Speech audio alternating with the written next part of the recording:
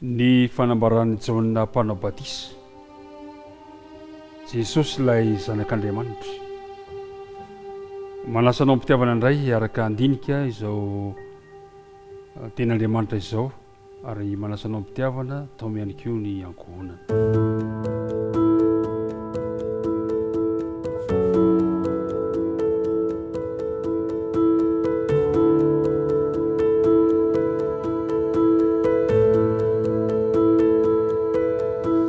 Faly miarabantsika rehetra natratra izao fotoana izao indray, hiditra loha hevitra vaovao indray isika amin'ny ity herinandro ity, ny fanambarana ny Jesosy. Araka ny zavatra ny fampiresantsika teo moa dia hoe hiresaka ny fanambarana Jaona mpanao batisa isika androany, dia mialohan'izany nefa dia manasanao mba hiaraka hivavaka. Andriamanitra rainay any an-danitra misaotra anao izahay noho ny fitiavana izay nataonao taminay tsirairay avy ka tafahoana indray amin'ny alalan'ity fotoana maminay ity amin'ny fandiniana ny teninao. Mamela ny elokay ary mamindrafo aminay, mitahihany koa izay mpiara-midinika amiko izao, mitahiny mpiaino rehetra okaniny fahasoavanao mba ho aminay tsirairay avy. Dia mamela ny elokay fa nivavaka tononinay sy angatanay noho ny amin'ny anara Jesosy ririany. Amen. Dia mpiandohana dia tononina mandrakariva ao antsika ny fiadanan'ny tompo ho anao sy ny ankohonanao. Araka ny nanasako antsika teo dia hijery ny fanambarany Jaona mpanao batisa isika. Raha ny dindingany voalohantsika tamin'ny herinandro dia hitantsika tsara fa raha nanomboka nanoratra ny bokin'ny Jaona, ny apôstôly Jaona, dia nanomboka amin'ilay hoe teny tamin'ny voalohany ny teny, ary hitantsika teo fa efa nisy mandrak'ilay talohan'ny famoronana Kristy. Hitantsika tao anatin'izay fa ary hita tao anatin'izay zavatra nahitantsika izay fa ilay teny dia nonona tamintsika. Ny zavatra nitranga manko tamin'izany fotoana izany dia nanantena misy anankiroa ny jiosy tamin'ny andron'ny Jesosy zany. Dia ny anankiray ilay misy izay miendrika ho mpisorona, ny anankiray kosa dia miendrika ho mpanjaka. Fa saingy izao ny apôstôly Jaona dia nanana ny fanambarana manoko inona marina i Jesosy. Manasa antsika ary manokatra amin'ny filazantsarany Jaona toko voalohany ka ho jerentsika ny andininy 7:10 ka hatramin'ny andininy 13 izay vakitsika amin'ny anara Jesosy. Ary zao no nambarany Jaona raha ny jiosy na niraka mpisorona sy levita avy tany Jerosalema akany aminy mba hantany azy hoe iza moa ianao. Ary nilaza maro izy ka tsy nanda, fa hoy ny filazany, tsy izaho no Kristy. Ary izy ireo nanontany azy hoe ahoana ary? Elia va ianao? Fa hoy izy, tsy izy aho. Ilay mpaminany va ianao? Fa izy namaly hoe tsia. Dia hoy ireo taminy, iza ary ianao? Mba hitondrany valiny ho any amin'izay naniraka anay. Lazainao ho iza moa ny tenanao?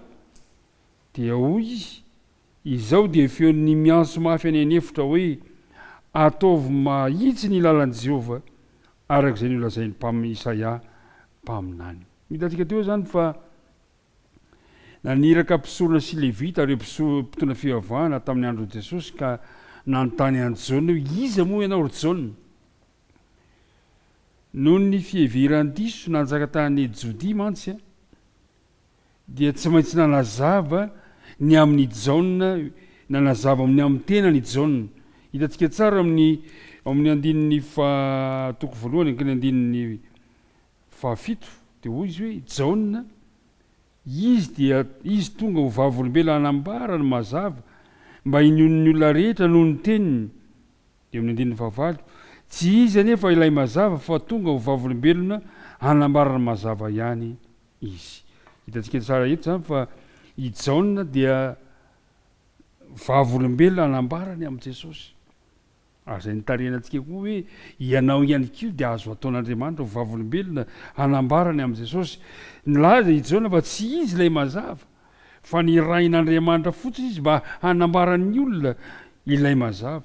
Ary ny faharoa dia mba hanomana ny olona ny amin'ny fiaviany ilay Mesia.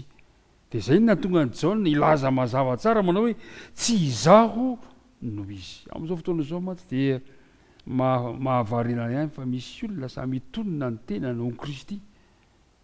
Fa na i Jaona tsy sany lazana zany fa hoy Jaona hoe za dia vavolombelona fotsiny hanambara ny amin' Jesosy. Eo amin'ny 9:4 ka hatramin'ny 7:30 dia milaza Jaona fa i Jaona izy hoe zaho izy Jaona dia nanao batisa ho amin'ny rano. Tatsika tsara fa i Jaona dia nanao antso na amin'ny batisa fihebahana, nanao batisa tamin'ny rano. Dia nanambara Jaona fa izaho izy Jaona dia manao batisa amin'ny rano fa Kristy kosa no manao batisa amin'ny fanahy masina. Zao no voalaza amin'ny 9:30. Ary izao tsy nahalala azy fa izay naniraka hanao batisa amin'ny rano no nilaza tamiko hoe izay ho hitanao idinany fanahy sy toerany dia izy no mpanao batisa amin'ny fanahy masina. Laza mihitsy zany Jaona eto fa Jesosy ilay hanao batisa amin'ny fanahy masina. Ary dia nilaza ary Jaona manao hoe izaza tsy mendrika ny hamany fihakapany akory. Dia nilaza i Jaona fa manatombo Kristy raha mihoatra amin'ny tenany satria voalaza tsara fa Jesosy dia efa nisy talohany Jaona eo amin'ny 9:30. Dia zao no voalazany izy ilay nolazako hoe misy lehilahy avy aoriako izay efa tonga dia eo alohako satria talohako izy.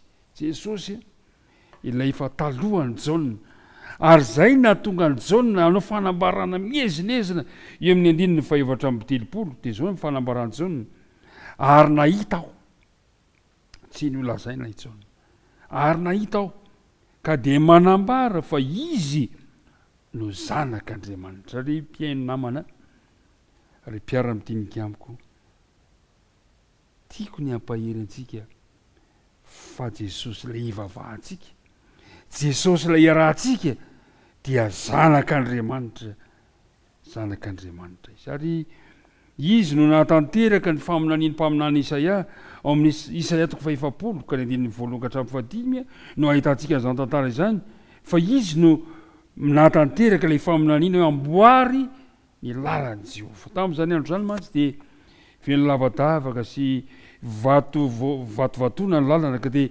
mila mpanompo ny rahana mba hanandravana ny lalana satria handalo ny mpanjaka hanamboatra mba ahatonga ny lalana mahitsy izay. Dia tahakan'izany koa nahatongavany Jaona nahatanteraka ny faminaniana mba hanomana ny fon'ny olona handray any Jesosy. Ry namana, ny raina i Jaona hanambara Jesosy. Ianao koa raha mety ianao dia azon'Andriamanitra iraina mba hanambara any Jesosy. Ka raha hiatrika ny tontolo andro ianao androany dia manana fotoana mba ilazanao amin'ny namanao, amin'ny mpiarabelona aminao, amin'ny mifanolim-bodirindrina aminao, ilaza ny amin' Jesosy fa Jesosy zanak'Andriamanitra. Dia hombanao indray Andriamanitra hitay anao izy ka ny tontolo andro izay diavinao dia atsapanao fa eo anilanao mandrakariva ilay zanak'Andriamanitra ka dia samia mahery. Iaraka hivavaka isika amaranantsika izao dinidinika izao indray izay amaranantsika izany ihany koa amin'ity maraina ity. Hivavaka isika. Andriamanitra rainay any an-danitra misotranao indray izahay fa afaka nandinika ny fanambarany Jaona ka nampafantatra anay fa Jesosy ilay zanak'Andriamanitra, Jesosy ilay nahatanteraka ny faminaniany mpaminany Isaia koa ankehitriny ary ampitoero aty am-poninay izany teny izany ka raha hiatrika ny tontolo andro izahay dia aoka mba hanao tahaka ny Jaona hosa hijoro vavolombelona hilaza ny amin' Jesosy ilay zanak'Andriamanitra. Dia apetraka tananao ny fiainanay, ianao no hita ihany koa ny mpiaino ireo mpiara-midinika amiko izao teninao izao. Dia izay fantatra famasoanay ary mandritra izao tontolo andro izao tenao no tanteraka an'izany araka ny ampiny fitiavanao. Mivavaka dia tonononay sy angatananay nohona mivara Jesosy. Amen.